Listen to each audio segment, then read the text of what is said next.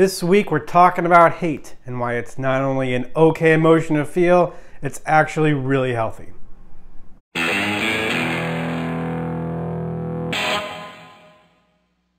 I see it everywhere I go. It's part of the psychology establishment. There's these little posters they put all around school that say, teach children to not hate, as though hate's something like as though it's a bad thing, as though an emotion, a simple feeling state, could ever be something that you're not supposed to have.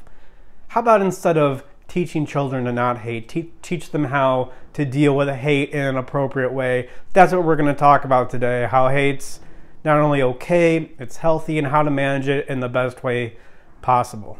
Because to do otherwise is to teach you that there's this completely normal part of you called hate, that it's somehow bad. This, of course, gets generalized to you are bad, which renders modern psychology religion, which that's kind of what it is. First, though, what's the cause? Oh, yeah, so you have the structure here, which I followed the structure before in other videos, but now I'm actually writing it out. Maybe this will help. And here we have a triangle indicating that it's an inductive structure. So we went through the intro there, said, hey, hate's maybe a good thing. What's the cause of hate? Well, we know that we only have two emotions. You know from watching my anxiety video, from watching my anger video, we only have two emotions, a seemingly infinite array of feeling states. You know the analogy that I like, there's three primary colors, but how many colors are there actually? Whatever hexadecimal number of colors there are, that's how many feeling states we have. Hate is a feeling state. It's not technically emotion. Emotion ultimately being a fundamental mode of operation in our behavior. I would say that hate is a part of anger. I would say we feel hate when, well, why do we feel anger? Why does the anger come in? Because it's a hurt, it's a harm, it's an injustice. And I say that we feel hate particularly around an injustice, around a need taken from us that's personal, that matters to us, that's fundamental for our existence. Maybe it's your company, it's your job, it's your values, it's your beliefs, ideals, family, friends. Yeah, family, friends. I mean, what if you're out somewhere and some guy pushes your girlfriend? You know, maybe some guy hits her. I mean, I can't even say that without getting pissed. You hate that guy because he's taking away, he's infringing on a value that's important to you, the woman in your life. Now, if it's a woman who hits your girlfriend, that may cause a different emotion, maybe not as having anything to do with hate. Okay. But you feel hate in those situations when a value that's important to you gets taken away. And it seems to me that hate, so we have hostility here, we feel anger, and then we can use anger in a destructive way by throwing a temper tantrum, being Uncle Vinny. We can be destructive with our anger. This is hostility. Hate, I would just put it right here. It's like a spark. Hostility is the forest fire. Hate's just a spark. Now, the spark could cause the forest fire, but that doesn't mean there's anything wrong with the spark. What if just go camping? Just go camping after there's been a lot of rain if you're in California. And what is having a lot of rain in California, psychologically speaking? That is managing your emotions well, getting comfortable with feeling your anger. So even when you do get this spark of hatred, it doesn't lead to hostility. You're just like, oh, this is what's causing it. A need, an injustice need is being taken away. Somebody's committing an injustice, a hurt against me. And hate is just my signal from the environment telling me that that's happening. It's totally normal. And not only is it my signal from the environment telling me that it's happening, but it's, yeah, I guess, so now we're here in awareness now. This is how to manage hate in an appropriate way. First of all, there's nothing wrong with it. It's just a totally normal emotional response. You're down here. Now, you could go to hostility. Doesn't mean you have to. And typically when people denigrate hate, what they are denigrating is hostility. They are denigrating the destructive use with your anger. But then, of course, they're going to turn around and denigrate anger too.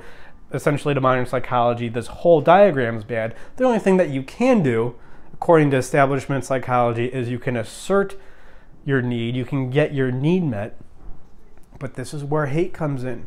This is why hate is such a powerful emotion.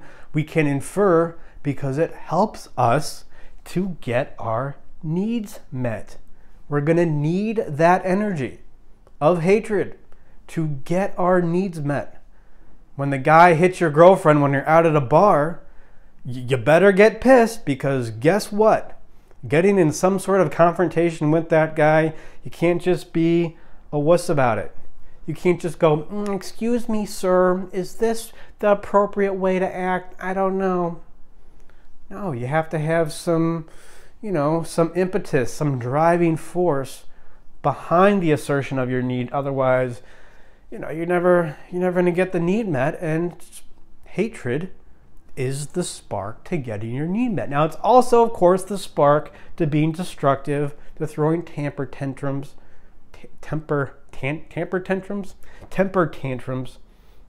It is the spark that may get you to turn away from yourself, to go, oh, this is dangerous, oh, I feel hatred, I'm going to turn away from it, and then that causes depression. And that's ultimately what you're doing when you're teaching children not to hate. You're not teaching them not to hate. You're simply teaching them to turn away from their hatred. You're simply teaching them to ignore their hatred. And what happens when you ignore hatred, or when you ignore anger in general, is you end up in depression. And would it be a surprise to anybody watching that we are teaching our children to be depressed? We're teaching them to be disconnected from themselves. And so, big picture, this is, I guess I've already been talking about it, but this just leads to a feminization of therapy. The narrative about emotions is they're what's the word I'm looking for? Like, they make you weak, right? Yeah, emotions are weak. That's why Stoicism's big. That's why CBT's big. That's why you see a bunch of guys on Twitter, on their blogs, telling you to just do one thing as opposed to doing another. Because any sort of engagement with emotion is seen as ultimately weak, but we can see when we engage with emotions in an ultimate, in the right way, it makes us more masculine. We just have to use it in the right way. Use the emotion first, not just to take responsibility for the emotion. That's the first thing you do. And then the second thing you do is to connect. And then in the context of hatred, that means getting your need met. Just get your need met. It could be in a pro-social way. Maybe you'll help other people when you get your needs met. But ultimately, it's about you getting your needs met, and you're going to need energy to do it. And to turn away from your hatred is to ultimately feminize yourself. Hatred, like anger, it's powerful. It's powerful. It is an antidepressant. It is serotonin in your brain.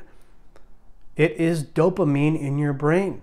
Again, if you want to talk about it in a wuss way, what's that similar to? Dopamine, serotonin. That's love. Hatred, that's like love and hate, same thing. Hatred is just a different kind of love. You can take the hatred that you have, regulate it, use it, get your needs met, and you get compassion here. You get gratitude, not fabricated gratitude, by creating your gratitude list, and compassion, gratitude. That's love. You want to talk about it in that way.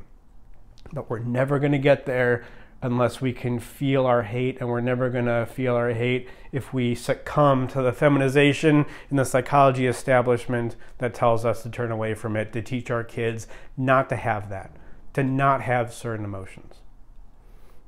And that's it for this week. Hope this structure helped make sense of everything. Please like and subscribe. Tell a friend. And always remember that when it comes to getting your needs met, you're going to have to infuse your action with at least a little bit of hatred.